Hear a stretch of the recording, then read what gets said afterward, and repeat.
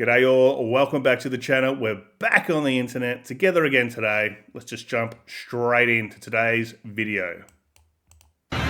Good evening. Police have used extreme tactics to arrest a driver in Melbourne's north, with the Taser takedown a prime example of how our force is being stretched to the limit. It took 8 officers to remove the man from his car after he was spotted driving erratically on the wrong side of the road.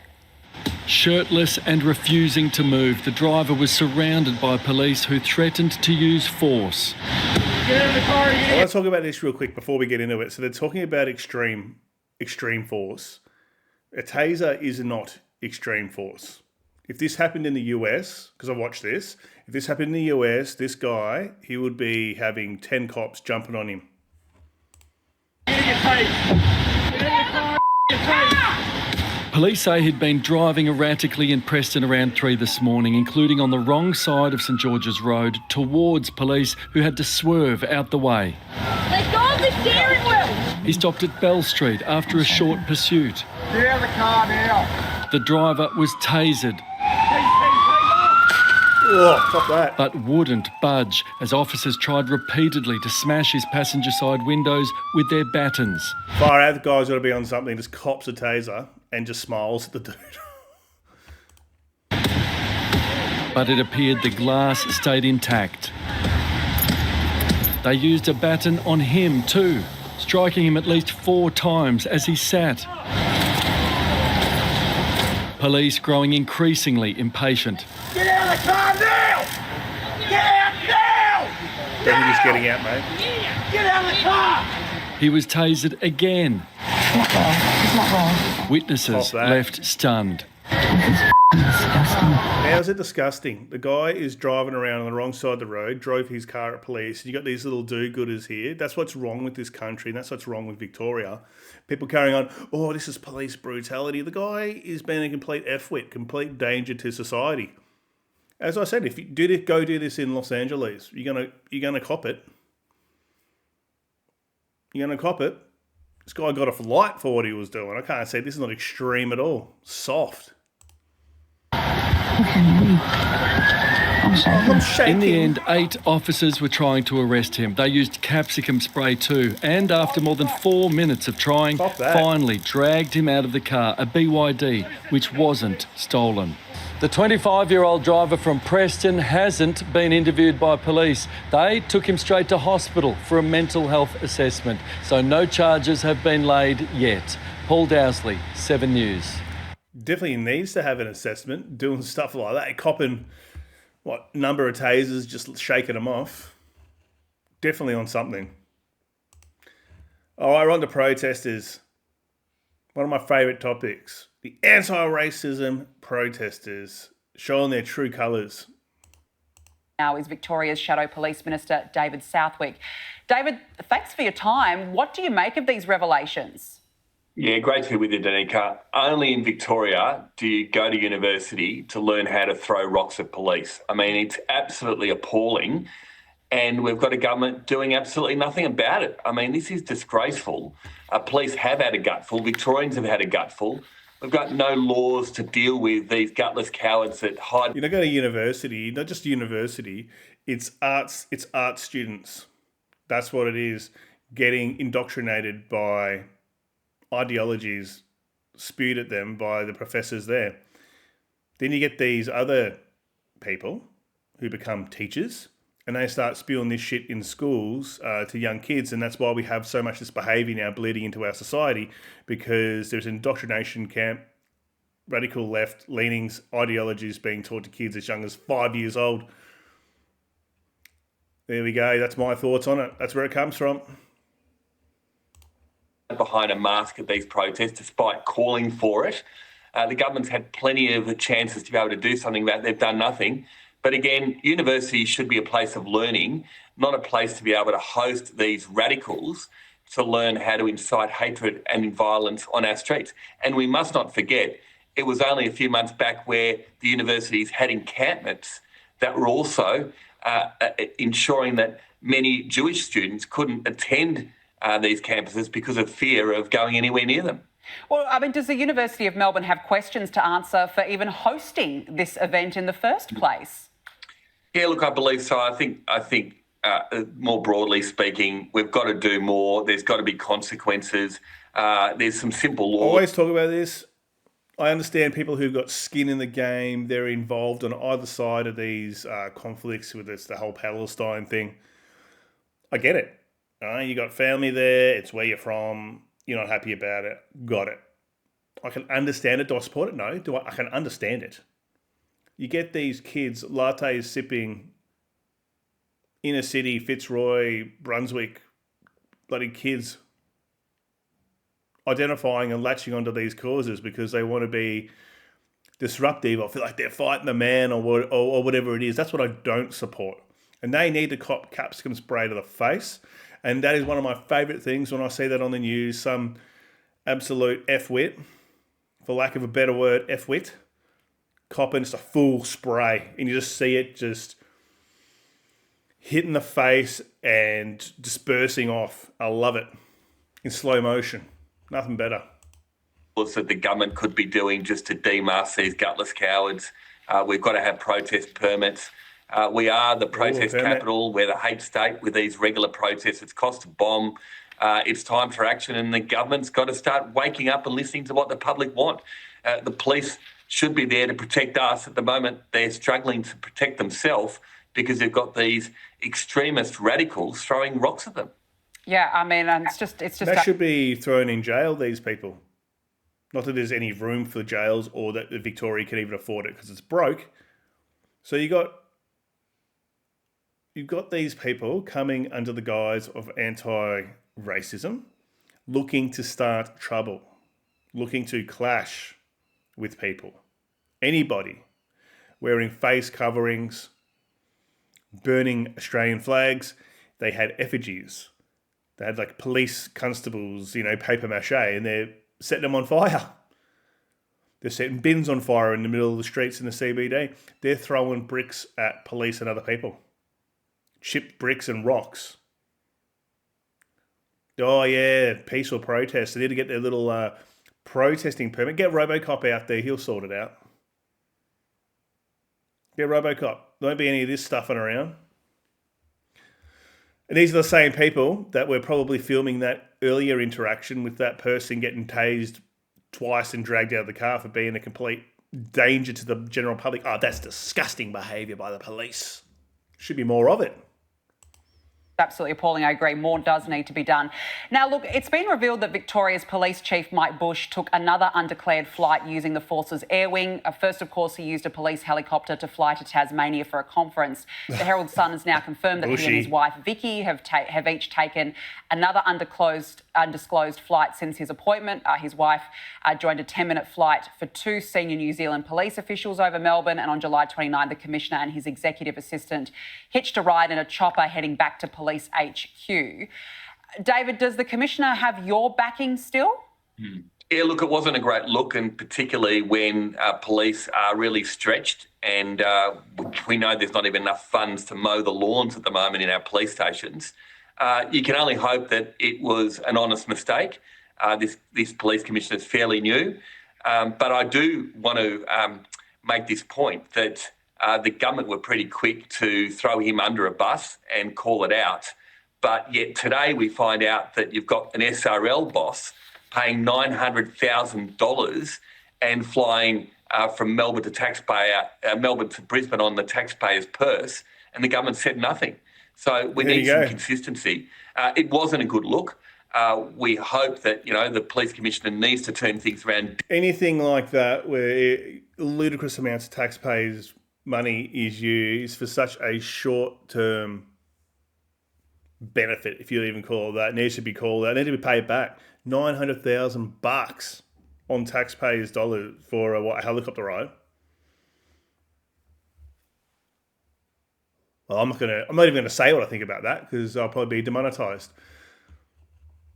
All right, so we're getting on to my favourite topic here, but before we start, those of you who are new and if you're enjoying the content today, consider subscribing to the channel, like, comment and share. If you want to support the channel, there's a link to the Patreon in the video description or other ways to support my work. But I appreciate you all who come and watch me every day. So, okay, here we are. We're talking durries, mannies. It's out of hand. Once again, it's one of my favourite topics. I like to talk about it every couple of weeks because these new articles and these new bulletins come out, and it's like it's a surprise. It's a surprise that there's this black market that is thriving here in Australia, specifically Victoria. I've noticed there's a lot going on here. Now, obviously, I don't live in all states at once, and I'm sure it happens everywhere because cigarettes are incredibly expensive all over the country. But in terms of the fire bombings and all this sort of thing, that, you know, the gang retaliation and turf war and all that sort of stuff, a lot of it happening in Victoria, specifically Melbourne. So I can speak from my own experience. There's one of these shops that is in my suburb, and over the last sort of probably couple months, walked past it here and there, and there was one morning where the windows were broken, and it looked like there was burn marks in there, but it had been stopped. So someone's thrown or tried to set it on fire. It didn't work, but they still had the shop open, and they still had a sign saying "We're open." Obviously, quite clearly, it was someone sending a message. Went back a couple of weeks later, it happened again. However, all they did was they fixed the window and they put cages around the register area. Now, this particular shop, they didn't give a shit, right? Because they had the Manchesters out and the Double Happiness and all that. They had them on display. So they had the proper cigarette display cases, you know, the ones that are sort of on an angle, and they've got all the different boxes in there, or whatever you want to call them, packets. Manchesters, just full display, just no regard, right? No regard for any possible police interaction or being stopped or anything.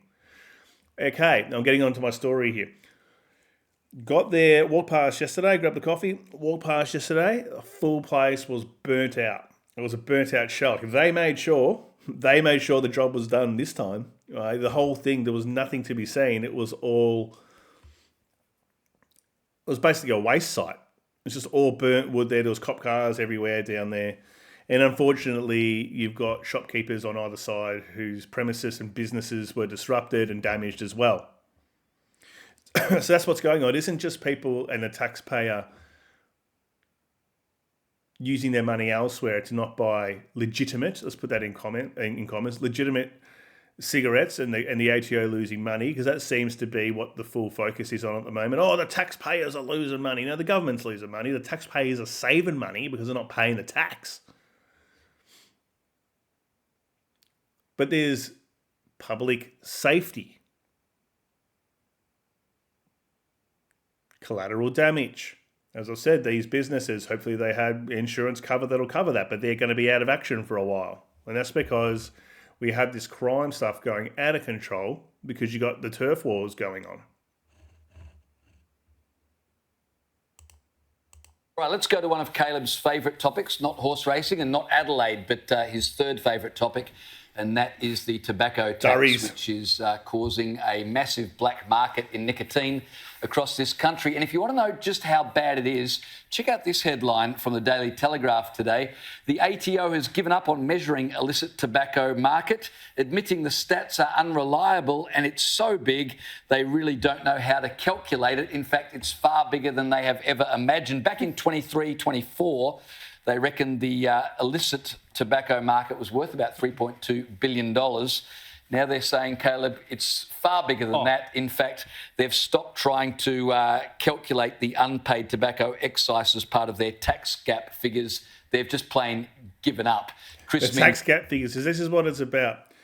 All they want to do is raid the pockets of people who smoke or have some sort of vice in life, whether it be alcohol, next to be sugar taxes, and you got tobacco.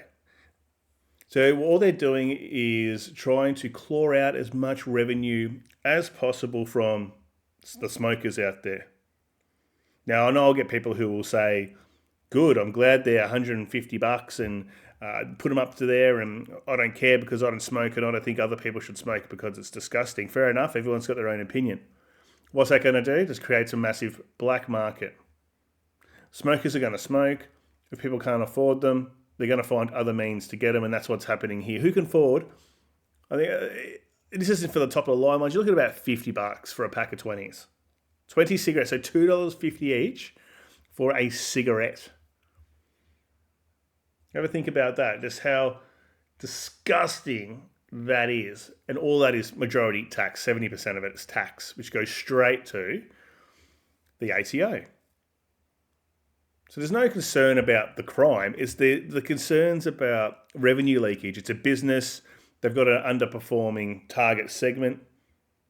They've just got a leaky bucket. That's all they're caring about. They're not caring about people getting burnt alive and people's businesses being disrupted because of these turf wars. They don't give a shit. It's all about the money. So life's tougher. This is one thing I'm going to play, and then I'll play the video because I'm ranting today. The government really annoys me with this taxing. They can stop this overnight, but they're never going to stop it. They're going to keep increasing it. Just like they recently did. This thing's out of hand. They raised cigarettes, the tax another 5%. They went up another $3 or so a packet. No, I'm not a smoker. I can tell you though, if I smoked, I'd be going straight down there and buying manis. Straight up. I wouldn't even think twice about it. I'll pay $50, knowing as well that all that money is going to the government. No, it gets stuffed. It's not happening. Everyone's buying these cigarettes. Most people who would smoke, I would think would be buying these. Why would you not? It's $10 or $15 a packet as opposed to $50 a packet. Do the maths on it. Sure, the quality might be questionable.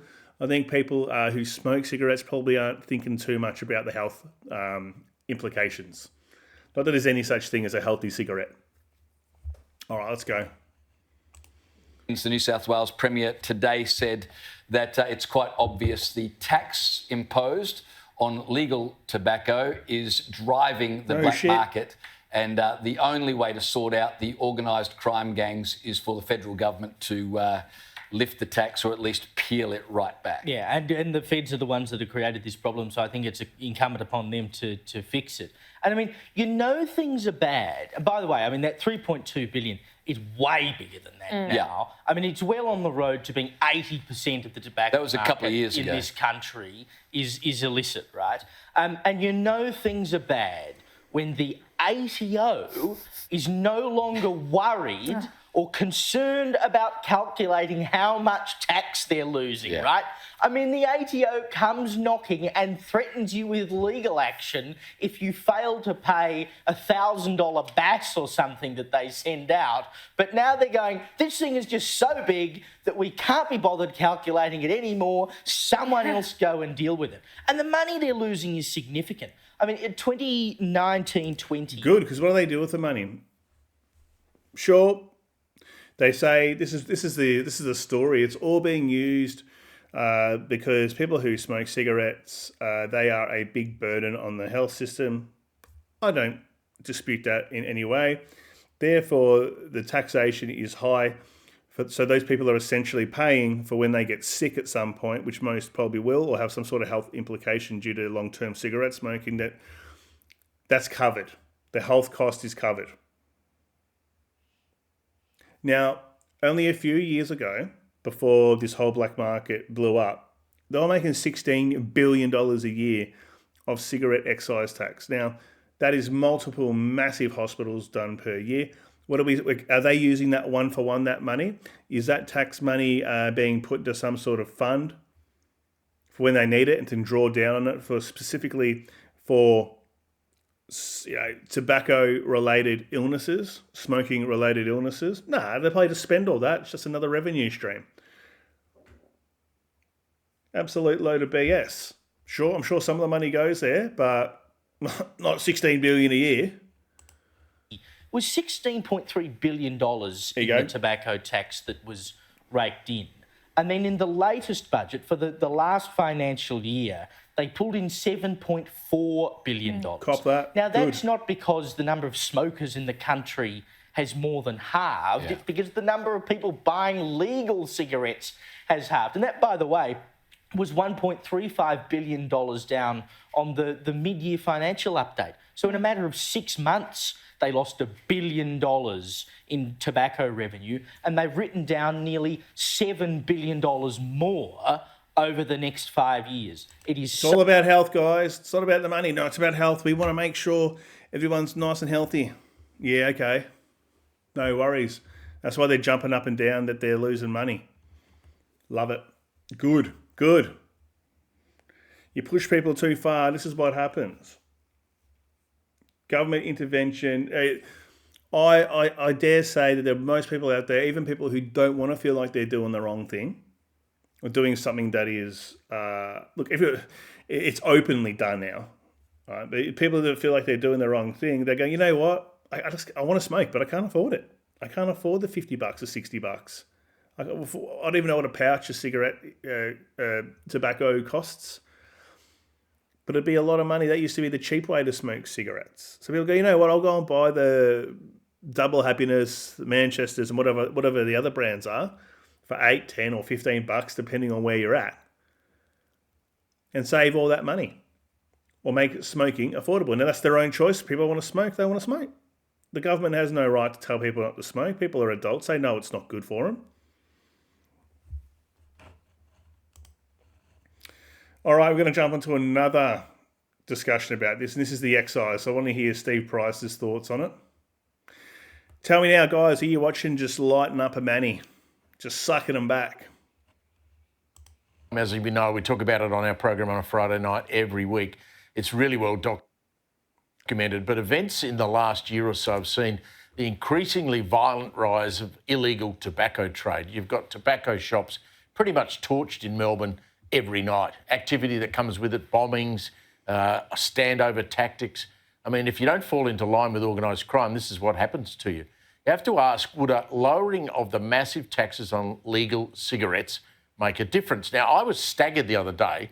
I was at my local IGA and I took a photograph of the legal cigarettes that are being sold in IGA. And IGA at some point has said they may stop selling cigarettes because they're worried about robberies.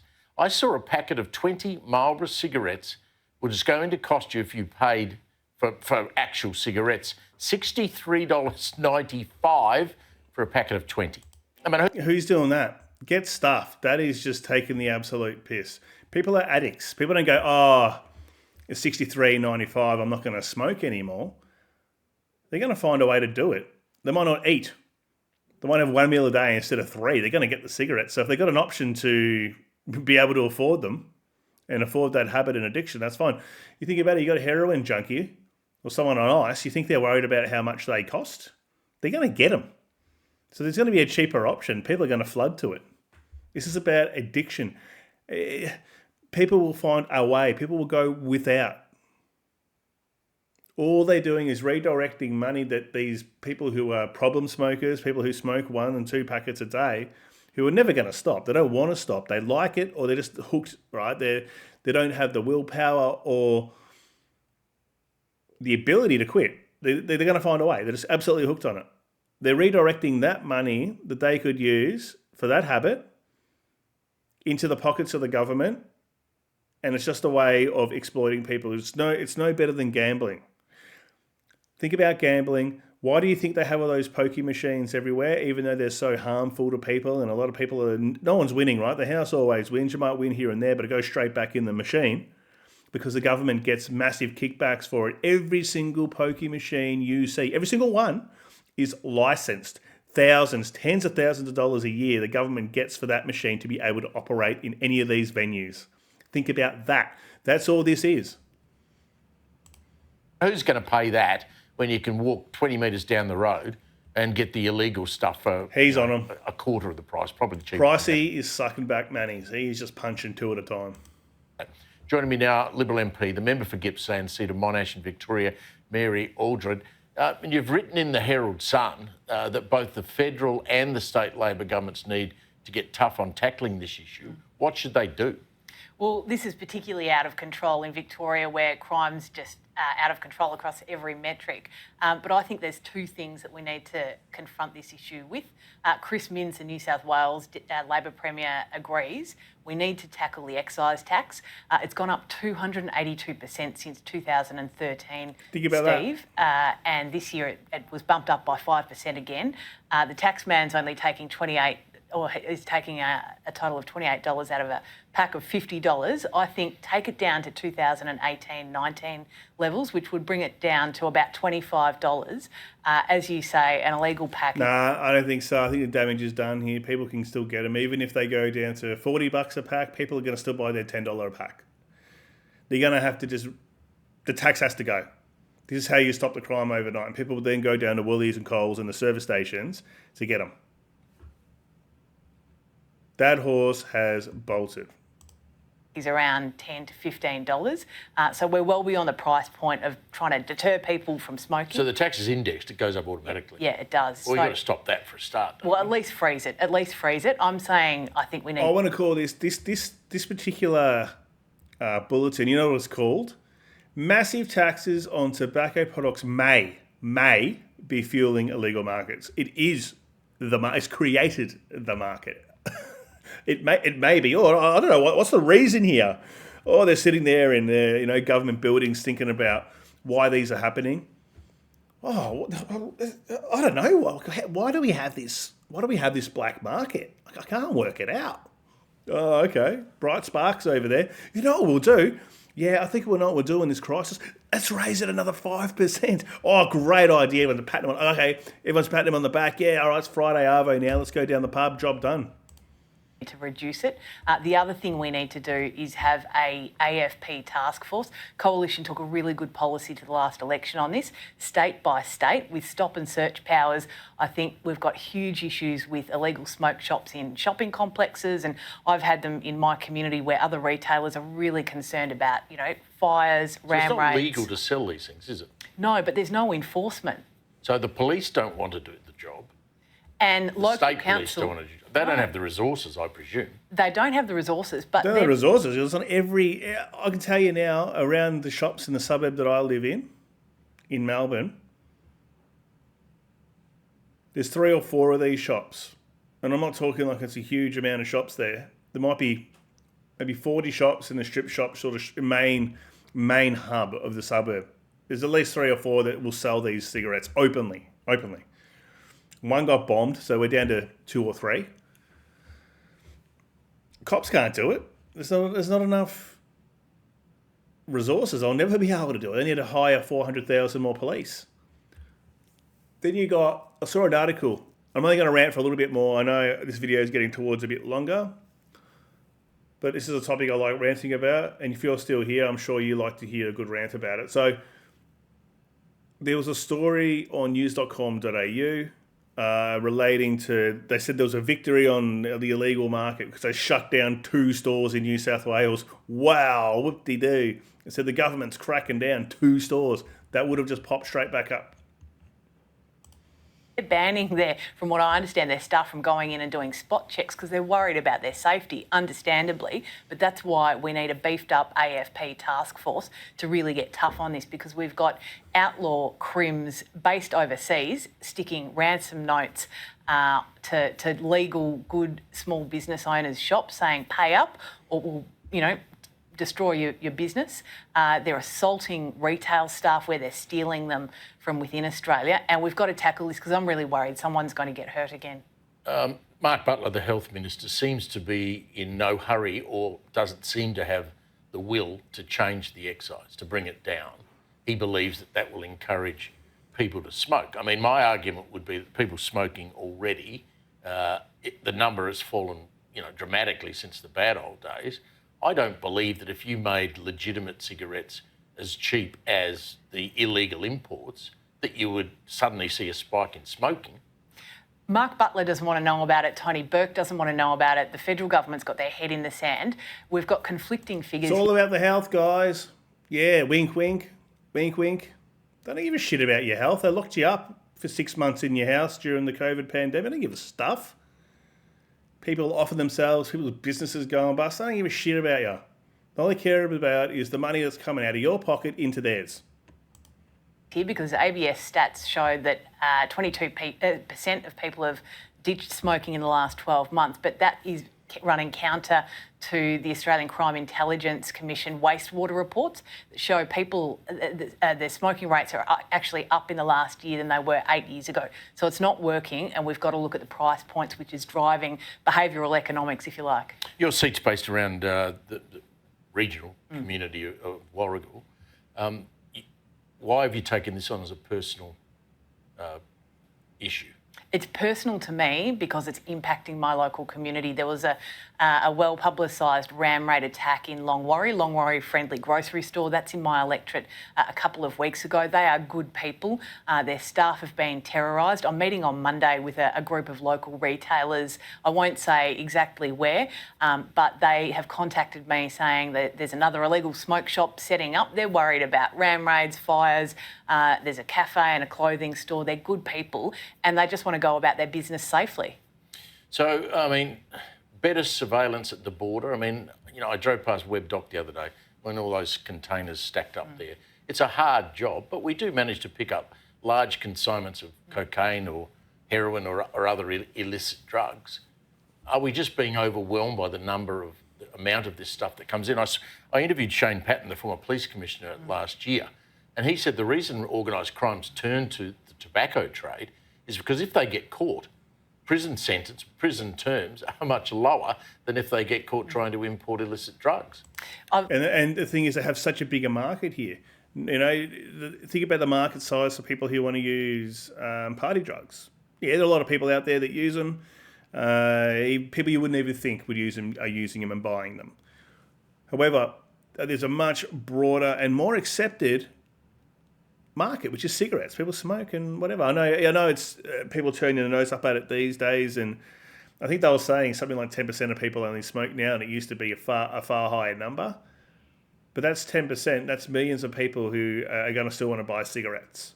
All right, I'm going to leave it there, guys. Thanks for listening to my rant today. Once again, if you want to support the channel, there are ways to do so in the video description and pinned comment, and I appreciate that very much. Else, thank you very much for making it to the end. I know it's 32 minutes and your time's important, so thank you. Cheers.